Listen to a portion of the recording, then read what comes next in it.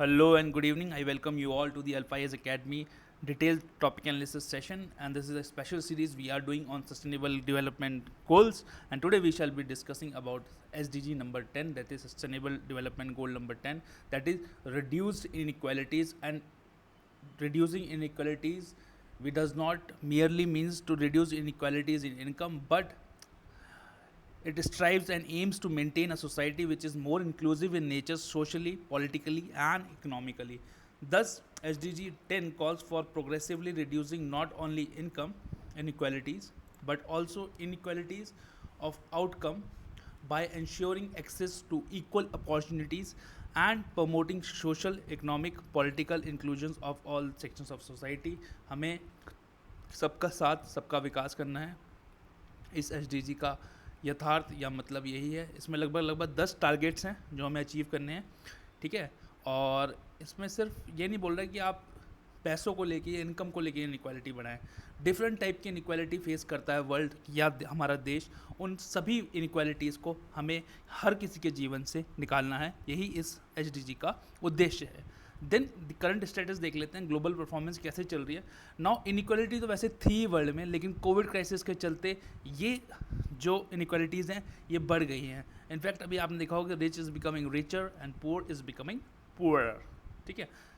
Thus, the World Inequality Report produced by World Inequality Lab founded that wealth and income inequality remain pronounced across the globe. That means ये कोई regional phenomena नहीं है, ये around the world है. The poorest half of the global population own just 2% of the global total wealth, while the richest 10% own more than 50%. अगर आप यहाँ पे figures पे देखेंगे तो देखिए जो लोग हैं नीचे, जो ज़्यादा लोग हैं उनके पास कम वेल्थ है और जो अमीर लोग हैं उन पे ज़्यादा वेल्थ है. ठीक है. तो दिस मीन्स कि मतलब लगभग लगभग 50% लोग जो बॉटम स्टेटर में उनके पास 2% वेल्थ है, और जो टॉप 10% हैं उनके पास लगभग लगभग 50 से 50% वेल्थ उनके पास है. तो ये देखिए आप, हम आपको वाया फिगर समझाने की कोशिश कर रहे हैं. ये जो रेड पार्ट है ये विद इन कंट्रीज़ इनइक्वालिटी है, और ये ब्लू जो पार्ट है ये बिटवीन कंट्री इनइक्वालिटी. अब 1820 में जो विद इन कंट्री इनइक्वालिटी थी वो 11% थी, दैट वाज 11%. 1980 में between with in country inequality जो थी वो 57% पहुंच गई. देखिए कितना लगभग लगभग आपका 160 सालों में कितना फ़र्क आ गया. 2022 में between country inequality represent 32% of global inequality. तो ये सब चीज़ें जो है बिटवीन कंट्रीज़, अब थोड़ा सा देखिए कम हो रहा है यहाँ पे एक graph, but between countries and with in the country also inequality बढ़ी है. इनफैक्ट आप यहाँ देखिए कि ये बॉटम 99.9% कितने को, इसके बाद 3-4 वेल्थ आ रही है, और जब आप टॉप 0.1% के पास आ जाएंगे तो उनके पास कितनी सारी वेल्थ है. ठीक है. जैसे आप यहाँ लास्ट ब्रैकेट में आएंगे, जैसे ही आप लोग कम कर जाएंगे, जब आप टॉप रिचर्स के पास पहुँचेंगे तो उनकी वेल्थ देखिए कैसी एक्सपोनेंशियली बढ़ गई है. और ये देखिए यहाँ पे जो है थोड़ा सा ग्राफ जो है फ्लैट है. तो मतलब इनकम जो है इन लोगों के पास कम है, यहाँ पे लोग ज़्यादा हैं, इनकम उतनी ही है.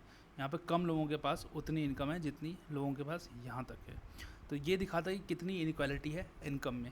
इंडिया की परफॉर्मेंस देख लेते हैं तो 7 नेशनल इंडिकेटर्स हमने बनाए हैं. First is income inequality. Now world inequality report in India ये स्टेट करती है कि top 10% of the population earn 57% of the national income. जो टॉप 10% है वो 57% इनकम कमाते हैं, और उस इनमें से भी जो टॉप 1% है वो 22% ले जाते हैं. मतलब जो बाकी 9% है वो लगभग लगभग आपका 28% कमाते हैं. जेंडर इनइक्वालिटी है, मेन और वुमेंस में आपस में एक इनइक्वालिटी है. मेंस को ज़्यादा वेजेस मिलते हैं, वुमेंस को कम वेजेस मिलते हैं. इनफैक्ट और Bollywood itself is a very large example of this gender inequality in terms of wages. और पॉलिटिकल इंक्लूजन भी हमारे यहाँ कम है. लोकसभा में और पंचायती राज इंस्टीट्यूशन में 2 की PRIs में वुमेंस को 1/3 रिजर्वेशन दिया गया है. Now 14.39% of the total seats in 2000 Lok Sabha were won by women, और जबकि वुमेन्स 49% ऑफ द पॉपुलेशन को रिफ्लेक्ट करती हैं. रीजनल इनइक्वालिटी है, जैसे केरला में अगर हम बॉटम बॉक्सेस की बात करें इनकम में तो सिर्फ 3.2% लोग थे, लेकिन जब हम बिहार पहुंच जाते हैं तो लगभग लगभग 75% लोग उस बॉटम 2 में आ जाते हैं। तो कितनी इनइक्वालिटी है, रीजनली कितनी इनइक्वालिटी है और कितना रीजनल डायमेंशन प्ले करता है इन सब चीज़ों में।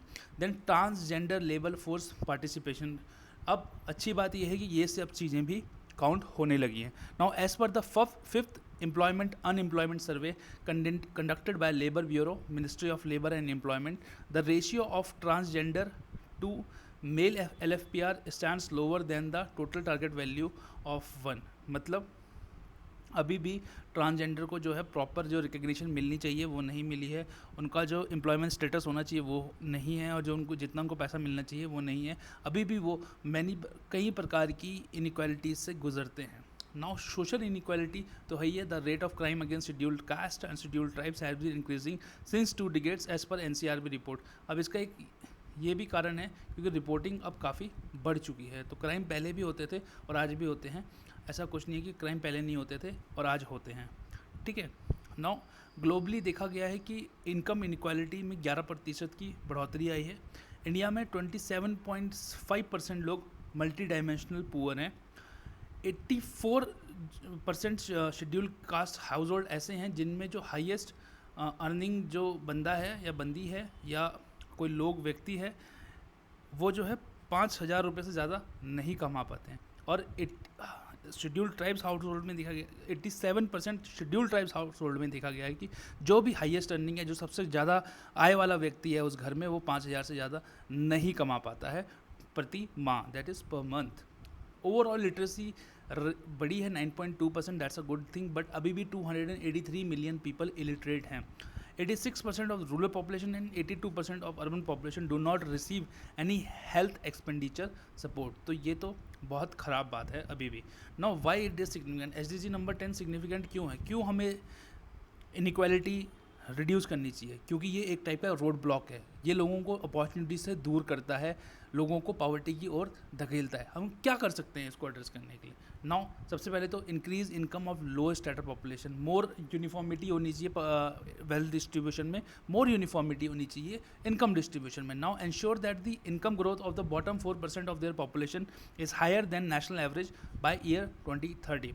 इफेक्टिव पॉलिटी फॉर्मुलेशन प्लस मैं ये भी बोलता हूँ पॉलिसी इम्प्लीमेंटेशन, क्योंकि पॉलिसी फॉर्मुलेशन से ज़्यादा पॉलिसी इम्प्लीमेंटेशन ज़्यादा ज़रूरी है।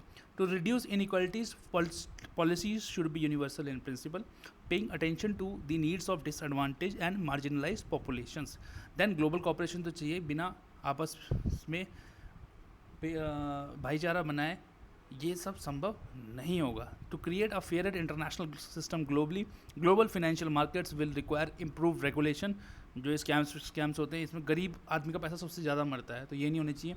Developing countries will have to have a greater voice in international decision making.